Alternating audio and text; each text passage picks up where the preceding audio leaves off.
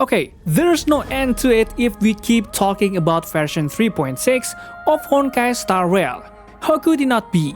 As we know, the upcoming version 3.6 will bring many new things that will clearly change a lot within the game, such as the newest character, Evernight, and also Dan Heng PT, some new relics that are very useful for some current meta characters, an important item called the interference key that can change the substats of relics, and also the newest endgame content called Anomaly Arbitration, which has been eagerly awaited by some Honkai Star Rail players. So, without further ado, let's discuss all the newest content in the upcoming version 3.6 update.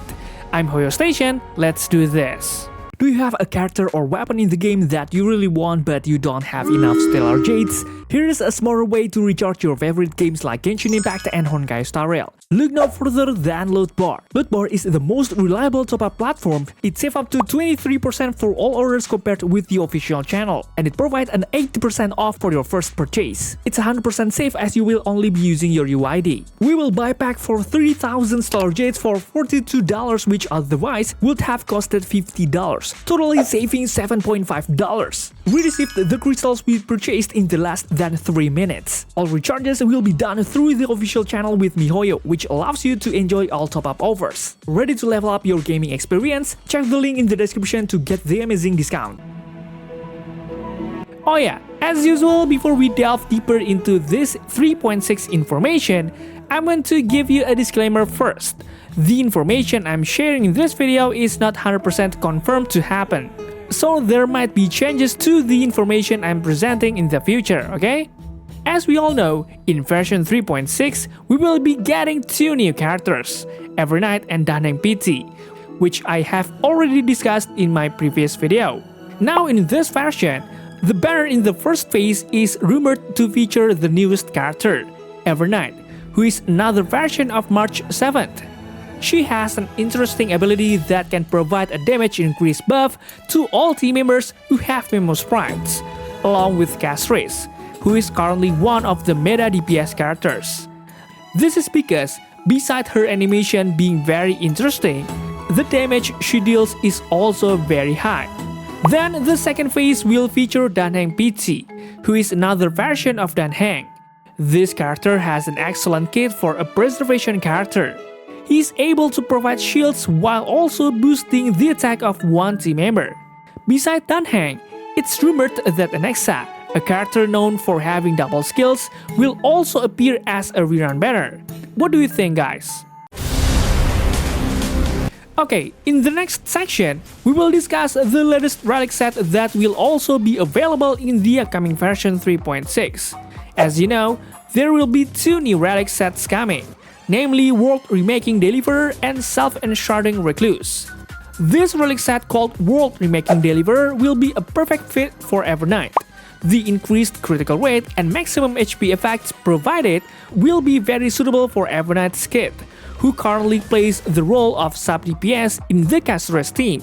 Additionally, the damage increase for teammates will also be useful, as it will slightly boost Castris' own damage.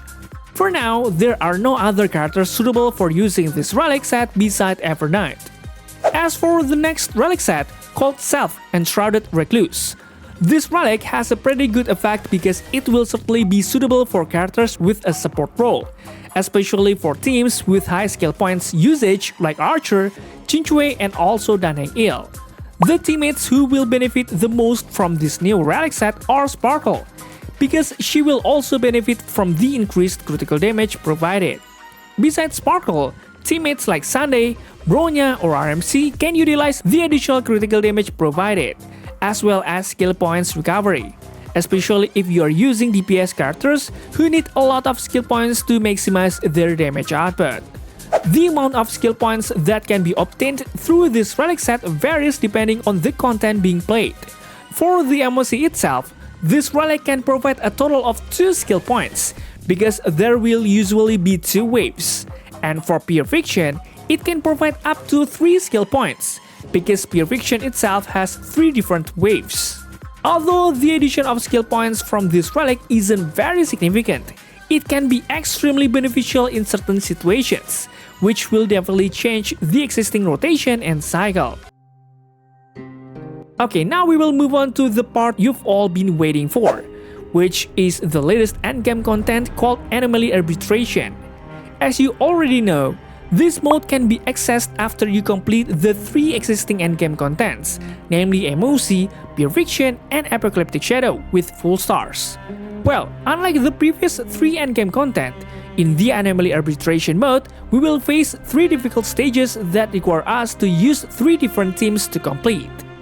Interestingly, after successfully completing all 3 levels with the minimum specified cycles, we can fight the boss in the final stage, which will most likely be Lygus named Xandar. Just like the previous 3 stages, here we must defeat Xandar within a certain number of cycles to obtain all the rewards available in Anomaly Arbitration mode. Fortunately, the rewards given are not Stellar Jade, but rather items like self-modeling resin and also the latest currency that we can exchange at the Anomaly Arbitration shop to buy special rewards such as pets, profile icons, and profile backgrounds. Well, not all players can complete this content, considering it's quite difficult, especially for new players who don't have many teams they can use in this mode. In the next section, we will discuss the latest items and skins for Pom Pom, which will also be available in the upcoming version 3.6. The latest item coming in version 3.6 is called the Interference Key. This item has a very useful effect, especially for those of you who want to increase your relic substats correctly. This item can be used in conjunction with variable dice to lock specific substats. Once locked, the substats will not increase when randomizing using variable dice, thus increasing your chances of getting the desired substat boosts. Well, how do I get this item? As of the time this video was made, one way to obtain this item is by completing the Anomaly Arbitration content, which is the latest endgame content coming in version 3.6. Oh yeah, beside the item called the Interference Key, we will also get the latest Pom Pom skin that looks like a blue night cone, which will definitely make our Astral Express conductor even cuter. Just like the skins we got before, it's highly likely that this latest version of the skin will also be obtainable for free by completing events or content in the upcoming version. Oh yeah, beside the interesting content we discussed earlier, in version 3.6, we are also getting 2 new maps, guys. The first map is called Radiant Scarwood Grove of Epiphany, while the second map is called Universal Matrix, Great Tomb of the Nameless Titan. The first map is an open area similar to the Impervious map we explored before. The second map is dungeon-like, quite dark, but still interesting for us to explore. What do you think? At the end of this video, I will briefly discuss the bosses and the latest events that will be coming in the upcoming version. In the upcoming version, we will be getting a new boss named Ikermemo Sprite, Judge of Oblivion. This boss has a rather intimidating appearance and a tail like a dragon. This latest version of the boss has 3 weakness types: physical, ice, and imaginary, and a very thick HP. The difficulty is that this enemy will receive a 50% damage reduction if it's not in a weakness broken state, so we must reduce its toughness as quickly as possible to deal significant damage. Additionally, this boss has a unique skill that allows us to choose one teammate to take fatal damage up to 3 times, drastically reducing the boss's toughness bar. Unlike most bosses that have come before, this boss has the ability to summon normal enemies into the field. Certainly, characters capable of area attacks with physical, ice, and imaginary types such as Finan, Dirta, and Mighty will be greatly advantaged when fighting this boss. Finally, we will discuss the events that will be available in version 3.6. The first event is called Colorful Mayhem. This event seems to be the main event of the upcoming version 3.6. In this event, we will play a minigame called Double Seals. This event is like a typical minigame event, where we have to complete several phases and reach a certain level to obtain all the rewards. The second event is called the Try Not to Laugh Challenge.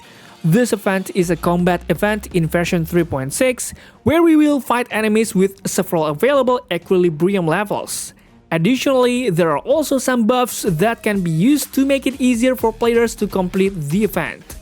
Then for the final event that will likely appear in the middle of the version, called What a Lovely Weather, let's skip it. It's an event where we will take care of baby dromas to earn rewards.